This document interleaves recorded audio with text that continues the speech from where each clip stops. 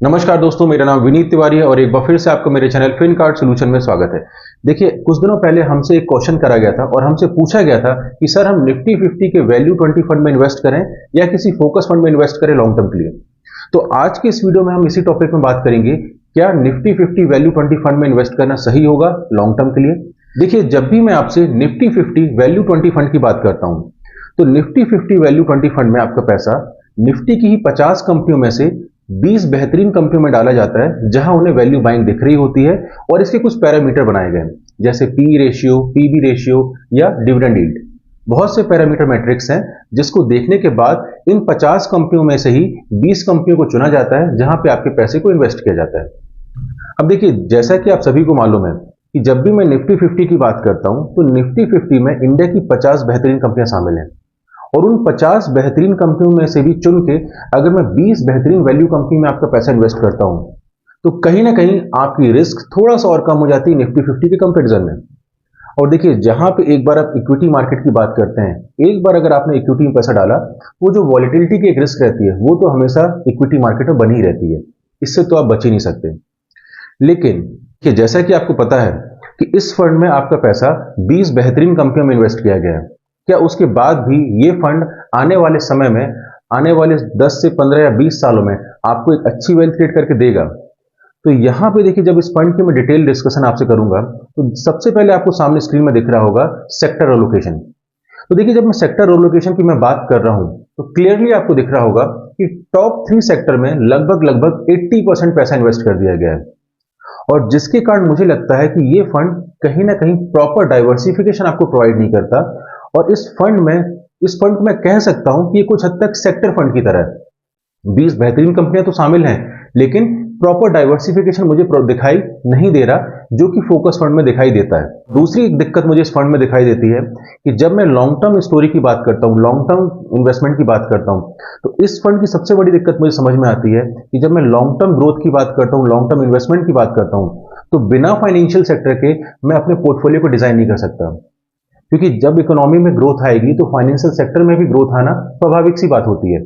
और इस फंड की पूरी 20 कंपनियों को उठा के देख लीजिए, कहीं पे भी आपका पैसा किसी भी फाइनेंशियल सेक्टर में इन्वेस्ट नहीं किया गया है, चाहे वो प्राइवेट सेक्टर की कंपनियां हो, चाहे वो गवर्नमेंट सेक्टर की कंपनियां हो। कहीं पे भी आपको दिख रहा होगा यहां पे फाइनेंशियल सेक्टर का एक भी शेयर शामिल नहीं है। तो ये दूसरी सबसे बड़ी दिक्कत मुझे इस फंड के साथ दिखाई देती है। और तीसरी दिक्कत इस फंड के साथ मुझे समझ में आती है कि इस फंड में आपको दिख रहा होगा 4 से 5 कंपनियां गवर्नमेंट सेक्टर से जुड़ी हुई हैं, जैसे कि आपको दिख रहा होगा कोल इंडिया, एनटीपीसी, ओएनजीसी, या आपको दिख रहा होगा पावर ग्रिड। और आने वाले समय में आपको दिखा भी होगा, पिछले दिनों आपको देखा भी होगा कि गवर्नमेंट सेक्टर की कंपनियों ने बहुत अच्छा रिटर्न आपको बना के दिया है। लेकिन ये जो गवर्नमेंट सेक्टर की कंपनियां आपको अच्छा रिटर्न बना के दे रही थी, इसमें ज्यादातर कंपनियां थी रेलवे सेक्टर से जुड़ी हुई, डिफेंस सेक्टर से जुड़ी हुई या फाइनेंशियल सेक्टर से जुड़ी हुई, जैसे बैंक। लेकिन यहां पे इस वैल्यू 20 फंड में ये तीनों सेक्टर शामिल नहीं है। तो दिक्कत यहां यही आ रही है, जो कंपनियां यहां पे गवर्नमेंट सेक्टर की शामिल हैं, जैसे कि मैं अगर बात करूं पावर ग्रिड की, तो मुझे लगता है कि आने वाले समय में जो हमारा इलेक्ट्रिक व्हीकल के बारे में हम चर्चा कर रहे हैं, पावर सेक्टर के बारे में हम चर्चा कर रहे हैं, तो मुझे लगता है कि एनटीपीसी या पावर ग्रिड, मैं पावर ग्रिड की बात करूंगा। पावर ग्रिड में समझ में आता है कि एक अच्छा रिटर्न आपको बना के दे आने वाले 10 से 15 सालों में। लेकिन ये जो ओएनजीसी है और या कोल इंडिया है, पिछले 15 से 20 सालों के रिटर्न की अगर मैं बात करूं, 10 से 12 साल के रिटर्न को आप देख लीजिए, इन्होंने ऐसा कोई बड़ा रिटर्न आज तक इन्वेस्टर को बना के नहीं दिया है। दोनों कंपनियां आपको डिविडेंड तो बहुत अच्छा प्रोवाइड करती हैं, लेकिन जब मैं ग्रोथ की बात करता हूं तो दोनों कंपनियों में कोई खास ग्रोथ दिखाई नहीं दी है। भले इनके फाइनेंशियल्स अच्छे होंगे, ये ज्यादा अच्छा पैसा कमा रही होंगी, सब कुछ होगा, लेकिन इन दोनों कंपनियों ने कभी भी आपको रिटर्न बना के नहीं दिया। तो ये सबसे बड़ी दिक्कत मुझे समझ में आती है और मुझे लगता है कि कहीं ना कहीं ओएनजीसी या कोल इंडिया जैसी कंपनी हमेशा के लिए ऐसा ना हो कि वो केवल एक वैल्यू कंपनियां बन के रह जाएं। तो ये तीसरी सबसे बड़ी दिक्कत है जिसके कारण थोड़ा सा मैं इग्नोर करता हूं इस फंड को लेने के लिए।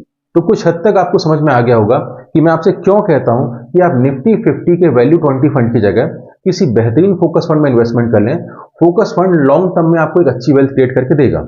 हाँ, अगर हमें फोकस में इन्वेस्टमेंट नहीं भी करना है तो निफ्टी 50 के किसी भी इंडेक्स फंड में इन्वेस्टमेंट कर लें। लॉन्ग टर्म में भी इंडेक्स फंड में देखा गया आराम से 12-13% का आपको रिटर्न बना के देता है। हाँ, अगर आपका नजरिया छोटा है आप 5 से 6 साल की बात कर रहे हैं, तो आप इस फंड में थोड़ा सा अमाउंट इन्वेस्ट कर दें। लेकिन मैं इस फंड की जगह हमेशा प्रेफर करूंगा निफ्टी 50 के किसी भी इंडेक्स फंड को, चाहे आप शॉर्ट टर्म का नजरिया हो चाहे लॉन्ग टर्म का नजरिया हो। और जैसे कि मैं बार बार आपसे वीडियो में बनाता हूं और कहता हूं कि कम से कम अपने पोर्टफोलियो का 30 से 40% हिस्सा आप लार्ज कैप में रखा करूं। और जिनको एक्टिव लार्ज कैप फंड नहीं लेने हैं, तो वो किसी भी इंडेक्स फंड में किसी भी अच्छे इंडेक्स फंड को चूज कर सकते हैं और इंडेक्स फंड के थ्रू अपने इन्वेस्टमेंट को जारी रख सकते हैं। इंडेक्स फंड भी आपको बेहतरीन रिटर्न बना के देते हैं लॉन्ग टर्म में। अब देखिए, दूसरा एक और क्वेश्चन हमसे लगातार पूछा जाता है कि सर आप लॉन्ग टर्म के लिए हमेशा इंडेक्स फंड को मना क्यों करते हैं। तो देखिए, इसका सिंपल सा रीजन है, जब हम डेटा एनालिसिस करते हैं तो वहां डेटा एनालिसिस में ये देखा गया है कि शॉर्ट टर्म में तो इंडेक्स फंड की बात करूं या किसी भी एक्टिव लार्ज के फंड की बात करूं, वहां लगभग दोनों के फंड के रिटर्न लगभग बराबर टाइप के दिखे। लेकिन जब मैं लॉन्ग टर्म नजरिए की बात करता हूं, 10 साल 15 साल या 20 साल की बात करता हूं, तो वहां यह देखा जाता है कि एक्टिव लार्ज के फंड्स जो हैं, उन्होंने कुछ हद तक कुछ एक्स्ट्रा रिटर्न बना के दिया है निफ्टी 50 के फंड के कंपैरिजन में। और एक यही रीजन रहता है कि जब वो फंड मुझे 1.5-2-2.5% तक का एक्स्ट्रा रिटर्न बना के दे रहे हैं, तो मैं उनमें इन्वेस्ट क्यों ना करूं।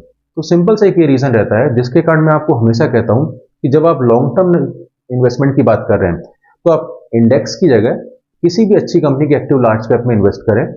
और अगर आपका लॉन्ग टर्म नजरिया, तो फ्लेक्सी कैप भी आपको अच्छी अपॉर्चुनिटी प्रोवाइड करता है, क्योंकि कोई भी फ्लेक्सी कैप उठा ले, फ्लेक्सी कैप में भी आपको दिखा है लगभग 60 to 70% पैसा तो आपका लार्ज कैप में ही इन्वेस्ट होता है।